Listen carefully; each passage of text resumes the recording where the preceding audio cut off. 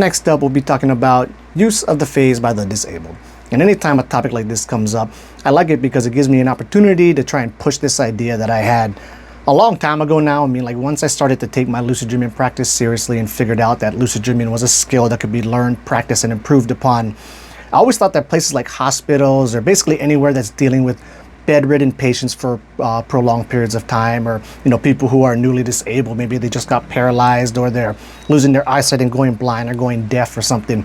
I always thought that they should have somebody, maybe not even on payroll, maybe just like volunteers, people who really do this as a passion project. Like me, for example, I'd be totally down to go to a hospital, volunteer my time for free, and teach some of these lucid dreaming skills. But I always thought that that could be extremely beneficial for the patients. And then, as we just discussed in the previous video, that Michael's term, the phase, covers like all the related practices, so lucid dreaming, OBEs, astral projection, and all of that.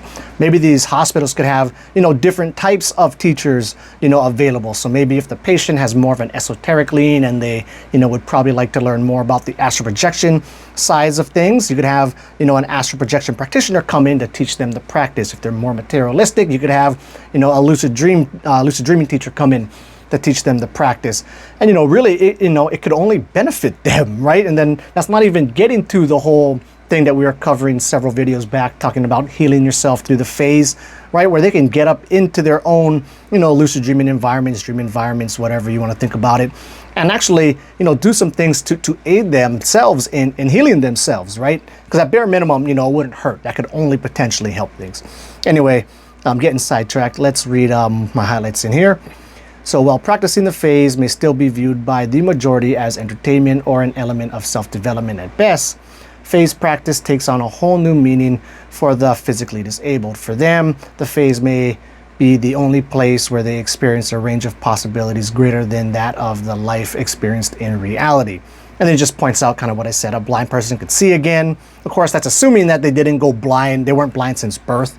Right, and one of my best friends went blind a few years back. I also got one of the guys who's really active in the community. He's also blind. And so, like when my friend was going blind, I was really trying to push the practice on him, and I was trying to look into more about like blind people and can they still see in their dreams.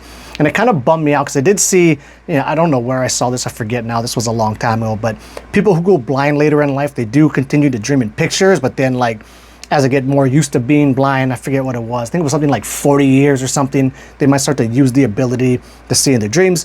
But then as the years have gone by and I've talked to more people who are blind, apparently that is not the case. And I kind of don't think it would be because, sure, you're not seeing at all in your waking life anymore. But if you're like going to sleep every night and having dreams of sight and being able to see, so you're still kind of using that part of your brain. I don't see why that would just totally disappear, 40 years down the line.